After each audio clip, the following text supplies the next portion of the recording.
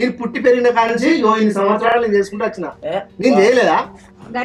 నీతో పాటు సమానంగా రాలేదా సైలెంట్ ఉంటేనే వాళ్ళు ఇప్పుడు అప్పులు ఎత్తాను నీ మీద అంతే గింత తిరగబడతాను నోరు పెట్టుకోకుండా నీకు ఎట్టినట్టు సమయం చెప్పుకుంటా నేను నోట్లో మీ బాబు నాలుగు ఎక్కడ మాట్లాడరా మరి ఇద్దరు పిల్లలు పుట్టినాక కూడా చదువుకున్నాడు